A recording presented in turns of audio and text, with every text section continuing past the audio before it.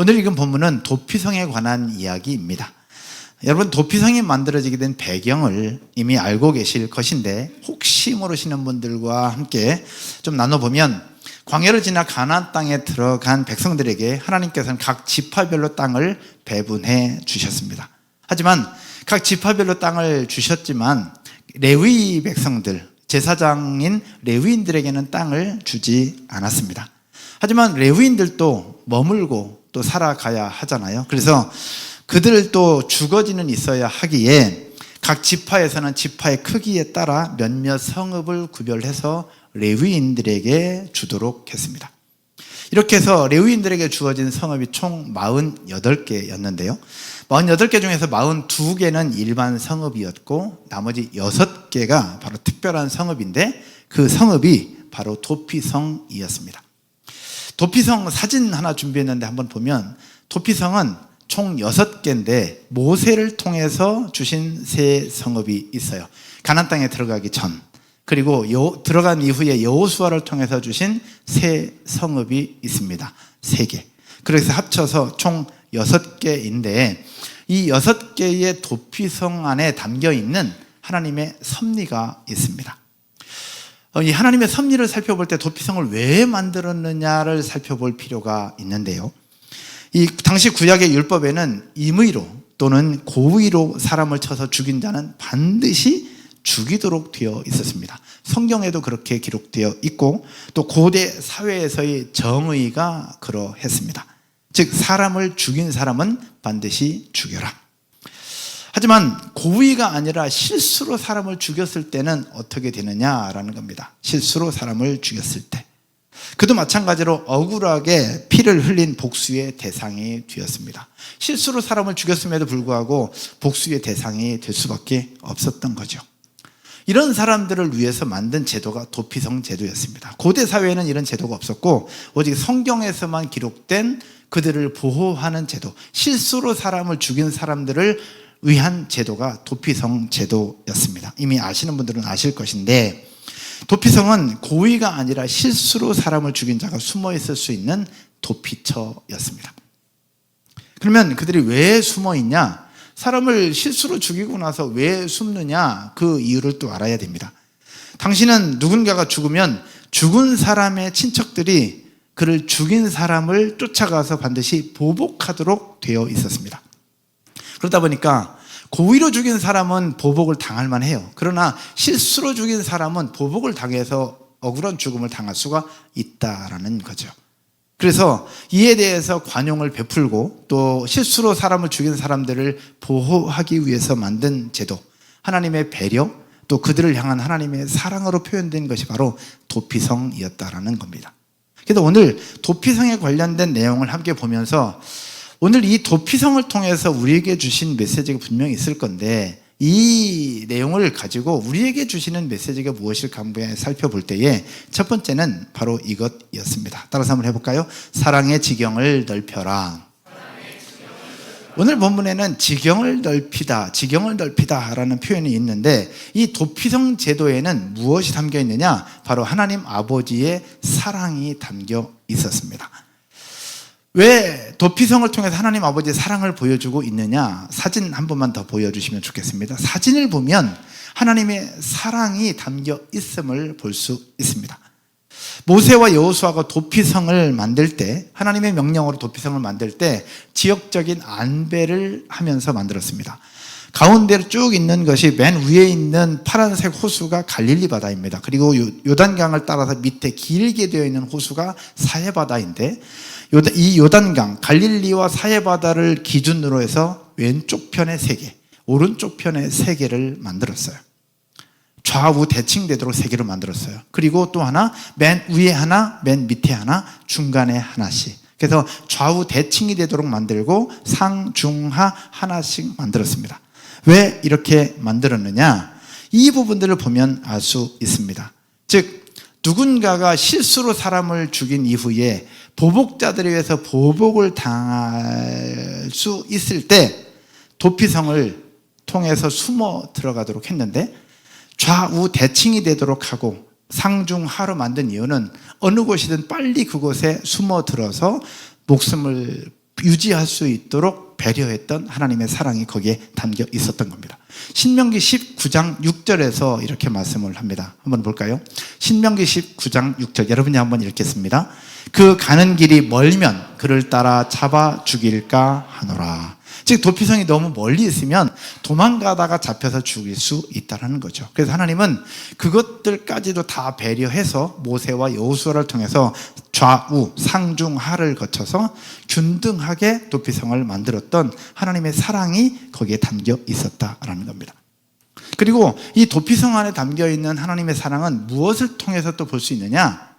그 도피성에 들어갈 수 있는 대상이 누구냐에 따라서 하나님의 사랑을 확인할 수 있어요. 성경을 한번 보면 민수기 35장 15절에 그 대상을 정확하게 기록을 하고 있습니다. 대상을 한번 보면 이 6 성읍은 이스라엘 자손, 그 다음에 타국인, 그리고 이스라엘 중에 거류하는 자의 도피성이 되리니, 즉 이스라엘 백성들, 외국인, 그리고 이스라엘 중에 거류하는 자, 나그네들을 위한 도피성이 되도록 했다라는 겁니다. 부지 중에 살이는 모든 자가 그리로 도피할 수 있으리라. 한 절 더 보면 여호수아서 20장에도 이야기하고 있습니다. 여러분 한번 읽을까요? 같이 읽겠습니다. 이는 곧 이스라엘의 모든 자손과 그들 중에 거류하는 거류민을 위하여 선정된 성읍들로서 누구든지, 여기까지요. 맨 마지막에 누가? 누구든지입니다.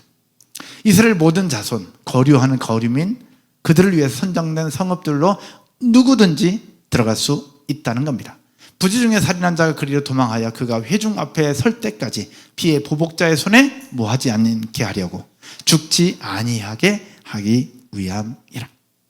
결국 도피성으로 피신할 수 있는 사람은 유대인뿐만 아니라 누구든지 가능했습니다. 그것은 곧 유대인과 이방인을 차별하지 않으시는 하나님, 그리고 모두를 사랑하고 모두에게 긍휼과 은혜를 베푸시는 하나님의 사랑이 담겨있는 메시지가 바로 도피성 제도였다라는 겁니다. 하나님의 사랑이었죠.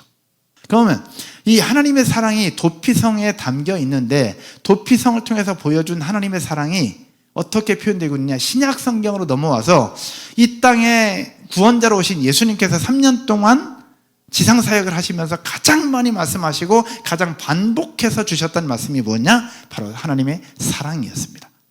어떤 사랑? 하나님 사랑, 이웃 사랑이었습니다. 성경 한번 볼까요? 마가복음 12장 30절과 31절인데 네 목숨을 다하고 네 마음을 다하고 목숨을 다하고 뜻을 다하고 힘을 다하여 주 너의 하나님을 뭐하라? 사랑하라 하셨어요. 주 너의 하나님을 사랑하라. 그러면서 31절에는 뭐라고 말씀하시냐? 같이 읽을게요. 둘째는 이것이니 내 이웃을 내 자신같이 사랑하라 하신 것이라. 이보다 더 큰 계명이 없느니라. 아멘. 여러분, 하나님을 사랑하고 내 이웃을 사랑하라. 구약 성경을 통해서 도피성 제도를 보여주시면서 보여주신 하나님의 사랑, 신약 성경으로 넘어와서 예수님을 통해서 보여주신 하나님의 사랑, 또 예수님이 십자가에 못 박혀 죽으시면서 우리를 구원하시기까지, 우리의 모든 죄를 용서하시기까지 보여주셨던 하나님의 그 사랑, 모든 것이 다 일맥상통하잖아요.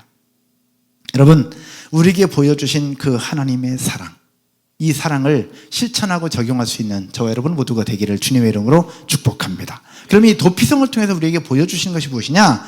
바로 하나님을 사랑하는 것은 기본이고, 우리의 모든 삶의 영역 속에 사랑의 지경을 넓히라라는 것입니다. 하나님을 사랑하는 것은 기본입니다. 그리고 내 사랑의 지경을 넓히라는 겁니다. 내 가족, 내 친한 사람, 내가 좋아하는 사람을 사랑하는 것은 누구나 할 수 있습니다. 그러나 더 나아가서 하나님을 사랑하고 내 이웃을 내 몸같이 사랑하라고 주신 것처럼 마음에 드는 사람이건 그렇지 않은 사람이건 사랑의 지경을 넓혀가라는 하나님의 메시지가 도피성 안에 담겨 있다라는 겁니다. 그러므로 사랑하는 여러분, 하나님을 사랑하는 것처럼 우리의 이웃과 우리의 또 다른 이웃을 사랑하고 그렇게 사랑의 지경을 넓혀가는 저와 여러분 모두가 되시기를 주님의 이름으로 축복합니다. 이게 도피성을 통해서 주신 첫 번째 메시지입니다. 근데 여러분, 사랑의 지경을 넓히다 보면 꼭 따라오는 것이 있습니다. 사랑의 지경을 넓히다 보면 따라오는 한 가지가 있는데 그것이 바로 무엇이냐? 기도입니다. 따라서 한번 해볼까요? 사랑하면 기도하게 된다. 여러분, 아멘이십니까? 사랑하면 기도하게 돼요. 사랑하는 사람이 있으면 그 사람을 위해서 기도하지 말라고 해도 기도하게 됩니다. 결국 사랑은 기도가 따라오더라고요. 그래서 사랑의 지경을 넓히라는 것이 첫 번째. 두 번째는 바로 무엇이냐? 따라서 해볼까요? 기도의 지경을 넓혀라. 기도의 지경을 넓혀가자라는 겁니다. 여러분, 기도의 지경을 넓히자 그러면 생각나는 부분이 있죠. 한 사람이 있습니다. 혹시 누군지 혹시 생각나십니까? 지경을 넓히다 하면 생각나는 한 사람, 야베스라는 사람입니다. 야베스. 야베스라는 사람은 고통의 아들이라는 뜻입니다. 고통의 아들. 근데 고통의 아들이라 불렸던 야베스가 드렸던 기도가 있고, 야베스는 그 기도를 드리면서 하나님으로부터 다 응답받았다라고 성경은 이야기를 하고 있는데, 이미 아시겠지만 성경 구절 한번 보면 구약 성경 역대상 4장 10절 말씀입니다. 역대상 4장 10절에 우리 같이 한번 읽겠습니다. 야베스가 이스라엘 하나님께 아뢰어 이르되 주께서 내게 복을 주시려거든 나의 지역을 넓히시고 주의 손으로 나를 도우사 나로 환난을 벗어나 내게 근심이 없게 하옵소서 하였더니 하나님이 그가 구하는 것을 뭐 하셨더라? 허락하셨더라. 하나님이 그가 구하는 것을 뭐 하셨더라? 허락하셨더라. 할렐루야. 오늘 여러분이 기도하고 구하는 것 하나님이 허락하시는 은혜가 있을 줄로 믿습니다. 야베스가 드렸던 기도의 첫 번째는 나의 지경을 넓혀달라는 기도였습니다. 그러면 야베스가 왜 지경을 넓혀달라고 얘기했던 것일까? 야베스는 조상으로부터 물려받은 땅이 있는데 그 땅은 척박하거나 매우 협소했던 땅이었습니다. 보통의 사람들은 유업으로 물려받은 땅이 어떠하든 그냥 운명처럼 받아들인 채 그냥 체념하고 살았어요. 주변 사람들도 그랬고 이스라엘 백성들도 포로에서 돌아온 이후에 그냥 체념하며 살았어요. 하지만 야베스는 자신에게 주어진 그 기업의 땅에 만족하지 못했어요. 그 기업의 땅을 넘어서 더 좋은 삶의 조건과 더 좋은 환경을 달라고 하나님 앞에 요청하고 요구하고 있었던 것이고, 하나님은 그의 기도에 들어 응답해 주셨습니다. 욕망일까? 아닐까? 욕망이었다면 하나님 들어주지 않았을 거예요. 그러나 하나님이 허락하셨다는 것은 야베스의 욕망이 아니라 야베스가 구하는 것과 하나님의 뜻과 일맥상통 맞아떨어졌기 때문에 하나님은 허락하셨던 것일 거다. 사도행전에도 지경이 넓어가는 부분이 나옵니다. 사도행전에는 어떤 지경이 넓어가냐? 바로 복음의 지경이 넓어가는 부분이 사도행전에는 기록되고 있습니다. 사도행전 1장 8절 말씀 한번 볼까요? 사도행전 1장 8절 말씀 같이 한번 읽겠습니다. 오직 성령이 너에게 임하시면 너희가 권능을 받고 예루살렘과 온 유대와 사마리아와 땅끝까지 이르러 내 증인이 되리라 하시니라. 아멘. 계속 반복되고 있죠. 첫 번째는 사랑의 지경이 넓어가고 그 다음 기도의 지경이 넓어가요. 근데 기도의 지경이 넓어감과 동시에 사도행전에서 복음의 지경이 넓어가는 부분들을 함께 나누고 있습니다. 오직 성령이 너에게 임하시면 너희가 권능을 받고 예루살렘과 온 유대와 사마리아와 땅끝까지 이르러 내 증인이 되리라 하시니라. 복음의 지경이 넓어가는 것. 여러분, 사랑하면 뭐 하게 된다고 그랬어요? 기도하게 된다. 기도하면서 사랑하면 무엇이 또 연결되느냐? 사랑하는 사람이 아직 하나님을 알지 못한다면 그에게 복음을 전하고 싶어집니다. 결국 사랑하면 기도의 지경이 넓어지고 기도하면 복음의 지경도 넓어지게 되는 거예요. 그런 은혜가 저와 여러분의 삶에 넘쳐나게 될 줄로 믿습니다. 그러면 여기서 한번 볼게요. 조금 아까 성경 한번 보여주세요. 오직 성령이 너에게 임하시면 너희가 권능을 받고 예루살렘과 온 유대와 사마리아와 땅끝까지 이르러 내 증인이 되리라. 복음의 지경이 넓어지는데 여기서 예루살렘은 어디냐라는 겁니다. 예루살렘.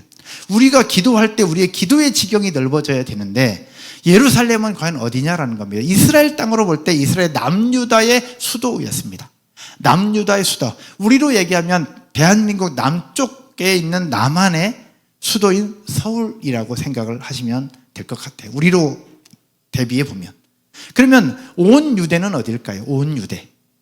온 유대는 이스라엘 땅의 남유다와 북이스라엘로 나뉩니다. 여기서 온 유대는 남쪽 나라 유다를 얘기합니다. 대한민국을 얘기하면 우리 남쪽 나라 대한민국을 이야기한다고 생각할 수 있을 거예요. 그럼 사마리아는 어디냐? 북쪽 이스라엘의 수도였습니다. 그러면 우리로 얘기하면 지금 현재 대한민국 북쪽에 있는 북한 땅, 그리고 평양을 중심으로 한 북한 땅이라고 볼 수 있겠죠. 더 나아가서 땅 끝까지 이르러, 이거는 대한민국을 넘어 아시아와 북유럽, 남유럽, 그 다음에 남아메리카, 북아메리카, 그 다음에 호주, 전 세계 대륙 온 민족과 열방을 이야기할 수 있을 겁니다. 여러분, 우리가 기도하는 내용들을 한번 돌아보면서 우리의 기도의 지경이 넓어졌으면 좋겠다라는 겁니다. 도피성을 통해서 하나님은 사랑의 지경을 계속해서 넓혀가도록 사랑을 계속해서 보여주셨어요. 그리고 사랑을 하면 사랑하는 사람들을 통해서 기도의 지경이 넓어가도록 하셨고, 그러면 우리의 기도의 내용을 보면서 우리의 기도의 지경이 또 넓어지는 오늘이 되고 시작이 되기를 축복합니다. 그러면 여러분의 기도의 내용을 한번 보십시다. 잠시 후에 기도할 건데, 여러분 예루살렘을 위해서 어떤 기도를 하고 있습니까? 한마디로 여러분 가정과 여러분의 삶의 중심을 위해서 기도하는 것이 예루살렘적 기도라고 보실 수 있겠어요. 나 중심의 기도입니다. 나 중심의 기도. 이건 누구나 합니다. 그러나 여기서 기도의 지경이 더 넓어져서 온 유대를 위한 기도가 필요하지 않을까? 이것은 무엇이냐?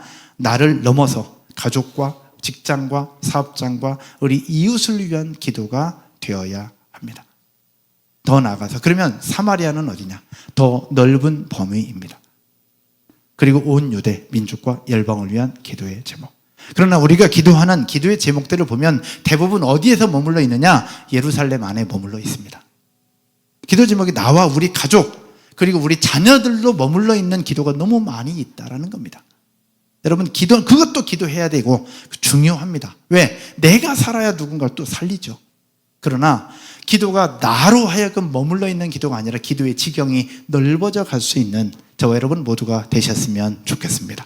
그래서 사랑의 지경이 넓어가는 것처럼 기도의 지경이 넓어가고, 그러면서 복음의 지경이 넓어갈 것인데, 그 출발이 바로 우리의 기도가 넓어져야 된다라는 이야기죠.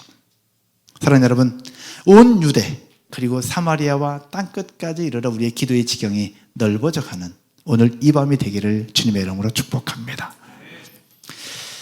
그런데 야베스가 기도하면서 요청한 것이 하나 더 있습니다. 지경을 넓혀달라고 기도했는데 그것과 더불어서 하나 더 요구한 것이 있어요. 하나님은 그것까지도 들어주셨는데, 역대상 4장 10절 말씀 한 번 더 보겠습니다. 주께서 내게 복을 주시려거든 주의 손으로 나를 어떻게 도우사. 내게 지경을 넓혀달라고 기도하면서 동시에 주여 나에게 복을 주시려거든 주의 손으로 나를 도우사 나로 환난을 벗어나 내게 근심이 없게 하옵소서 했더니 하나님이 그가 구하는 것을 무엇하셨더라? 허락하셨더라. 결국 뒷부분에 보면 나로 환난을 벗어나 내게 근심이 없게 하소서. 여러분, 기도하는 제목들이 이거잖아요. 환난을 벗어나 내게 근심이 없게 해달라는 기도. 여러분, 그거 기도하고 있지 않으십니까? 아닌가? 맞죠? 환난을 벗어나 내게 근심이 없게 하소서, 평안을 주옵소서, 건강하게 하옵소서, 회복을 주옵소서. 우리가 기도하는 내용이 그거잖아요. 야베스도 그걸 위해서 기도했다는 거예요. 그런데 그 앞서서 뭘 얘기하나? 주의 손으로 나를 도우사라는 표현입니다. 주의 손으로. 성경에서 손으로라고 하는 이 손은 무엇을 얘기하고 있느냐? 하나님의 권능, 하나님의 능력, 하나님의 힘을 표현할 때 손이라는 단어를 사용하고 있습니다. 그래서 본문을 직역하면 이렇게 정리를 해요. 그리고 당신의 손이 나와 함께하여 주소서. 따라서 해볼까요? 그리고 당신의 손이 나와 함께하여 주소서. 아까 손은 힘, 능력, 권능을 얘기한다 그랬죠. 주여, 당신의 권능이 나와 함께하여 주소서. 권능이 나와 함께한다면 환난으로부터 벗어날 수 있지 않겠습니까? 권능이 나와 함께한다면 내게 걱정이 사라지지 않겠습니까? 하나님의 권능이, 하나님의 능력이 나에게 부어진다면 나의 삶 가운데, 우리 삶 가운데 무엇이 문제가 되겠습니까? 야베스는 그 능력을 믿고 기도했어요. 그렇기 때문에 하나님은 그것을 들어 응답해 주셨던 겁니다. 사랑하는 여러분, 기도하는 사람이 가져야 될 가장 큰 덕목, 그리고 가장 중요한 것 하나는 바로 무엇이냐? 따라서 한번 할까요? 하나님의 능력을 믿는 것. 아멘이십니까? 여러분, 기도하면서 하나님의 능력을 믿으십니까? 정말 믿으세요? 오늘 기도하면서 하나님의 능력을 믿으며 기도하시기를 축복합니다. 그러나 많은 사람들이 하나님의 능력을 믿는다고 하지만 기도하고 나서 문 열고 나가면서부터 인간적인 방법으로 찾습니다. 하나님의 능력을 믿고 기도해요. 그러나 문 열고 나가면서부터 그동안 내가 살아왔던 삶의 노하우를 검색합니다. 이 문제를 어떻게 해결할 것이냐. 기도하면서 목사님 안수기도 해주세요. 그래서 안수기도 받고 아멘 아멘 울면서 문 열고 나가면서 검색해서 병원은 어디로 갈까 찾고 있다니까요. 물론 찾아야죠. 병원도 찾고 의사도 찾고 진료도 받아야 합니다. 받지 말라는 게 아니에요. 그러나 중요한 것은 기도했으면 하나님이 주실 그 때를 기다리고 하나님의 음성을 기다리고 하나님의 일하심을 기다려야 되는데, 기다리기는커녕 문 열고 나가자마자 내 인간적인 방법으로, 세상의 방법으로 찾는다는 거예요. 과연 그것이 믿음이냐라는 겁니다. 여러분 그렇지 않습니까? 앞에 서 있는 목사는 어떨까요? 앞에 서 있는 목사는 저도 여러분과 똑같습니다. 저도 여러분과 똑같아요. 그래서 예수님은 겨자씨만한 믿음만 있어도 산을 들어서 바다에 던질 수 있다고 얘기를 하잖아요. 그런데 우리에게는 겨자씨만한 믿음이 있다고 하지만 기도할 때는 그 믿음이 어디론가 사라지는지 잘 모르겠어요. 아니 기도할 땐 있어요. 기도할 땐 있는 것 같아. 근데 기도하다가 예수님 이름 기도합니다. 아멘 끝나고 나가면 어디론가 그 겨자씨만한 믿음이 겨자씨처럼 어디론가 사라져버리는 것 같은. 여러분 오늘 기도할 때에 야베스가 기도했던 것처럼 주의 손으로 나를 도우사 환난으로 벗어나게 하여 주옵소서. 그렇게 기도하면서 하나님 주신 평안을 맛볼 수 있기를 주님의 이름으로 축원드립니다. 여러분 하나님 나라는 말에 있는 것이 아니라 능력에 있습니다. 그리고 믿음으로 구할 때 응답을 누릴 수 있고요. 믿는 자에게 능치 못함이 없는 겁니다. 믿는 자에게 능치 못함이 없습니다. 우리가 여러 가지 기적과 역사들이 있지만 기도하면서 경험해 본 분들 많이 있으시잖아요. 제 얘기보다 여러분들의 간증으로 들었으면 좋겠어요. 여러분 한번 여쭤볼까요? 여러분이 기도하면서 하나님의 능력을 한 번이라도 지금까지 신앙생활에서 경험해 보신 분 계시다면 손을 한번 들어주십시오. 눈을 들어서 주변을 한번 보십시오. 제 얘기가 아닙니다. 하나님은 그래서 지금도 살아서 역사하시는 분이고 믿음으로 구할 때 하나님은 응답하시는 분이 하나님이십니다. 할렐루야. 우리 교회의 4층과 6층을 매입할 때도 이미 우린 경험했잖아요. 돈이 있어서 한 것이 아니라 누가 헌금 얼마 했는지 밝히지도 않음에도 불구하고 하나님은 한 사람 한 사람 이 방법 저 방법을 통해서 이 역사를 이루어 가셨습니다. 하나님이 하시는 거죠. 목사가 뭘 할 수 있겠습니까? 하나님이 여러분들을 통하여 그 일들을 이루어 가시는 겁니다. 이게 믿음의 역사고 믿음의 능력인 거죠. 오늘 기도하면서 그 믿음으로 하나님 앞에 엎드려 구할 수 있기를 주님의 이름으로 축복합니다. 말씀의 결론을 맺으면서요. 오늘 도피성 제도를 통해서 하나님은 사랑을 우리에게 보여주셨다고 말씀하셨어요. 그래서 사랑의 지경을 넓혀 가자. 그리고 사랑하게 되면 기도하게 되니 기도의 지경을 넓혀 가자. 예루살렘과 온 유대와 사마리아와 땅끝까지 이르러 예수 그리스도의 복음이 흘러가기를 원하셨던 것처럼 여러분의 사랑의 지경이 넓어져 가고 기도의 지경이 넓어져 가면서 우리를 통하여 우리 예수 그리스도의 그 복음이 흘러져 가고 넓혀져 가는 축복의 통로가 되기를 주님의 이름으로 축복합니다. 그러면서 제가 기도하는 내용들을 좀 살펴봤습니다. 제가 아침마다 기도하는 내용 중에 하나 여러 가지 있어요. 첫 번째, 우리 성도들의 이름을 하나하나 불러가면서 기도합니다. 그리고 MG 리더부터 시작해서 사역자들, 각 MG에 속한 셀 리더들, 그의 가정들, 자녀들, 또 그들과 연결된 직장과 사업장을 위해서 기도합니다. 특별히 부모님이 아프신 분들이나 부모님의 구원이 필요한 분들을 위해서는 또 그렇게 기도합니다. 그리고 그렇게 해서 성도들과 기도한다면 이 건물을 위해서 기도합니다. 이 상가, 그 다음에 초지동, 안산 땅을 위해서 기도하고 있습니다. 그런데 오늘 말씀을 준비하면서 그러면 목사 너도 지경을 더 넓혀가야 되지 않겠냐, 더 넓혀가야 되지 않겠냐라는 생각을 가지고 정리하다 보니 제가 부족했던 것이 하나 있더라고요. 그래서 제가 여기다 적어봤어요. 우리 자녀들이 다니는 학교와 선생님들을 위해서도 기도했지만 매일 기도하지는 않았던 것 같습니다. 그래서 제가 여기 하나 더 추가한 것은 제 기도의 지경을 넓히면서 우리 자녀들이, 우리 성도의 자녀들이 다니는 학교와 선생님들을 위해서 기도해야 되겠구나라는 생각이 들었습니다. 왜냐하면 인권이라는 이름 아래 학교가, 교육계가 너무 많은 부분 속에 혼란에 빠져 있습니다. 남성, 여성, 제3의 성. 제3의 성을 자연스럽게 이야기를 하고 있고요. 또 남성, 여성, 제3의 성을 본인이 선택할 수 있다고 가르쳐 오고 있습니다. 화장실도 남자 화장실, 여자 화장실이 있는데 인권이라는 이름 아래 남자 화장실과 여자 화장실이 합쳐져 있는 공동 화장실이 생겨나기 시작했습니다. 대한민국 학교에.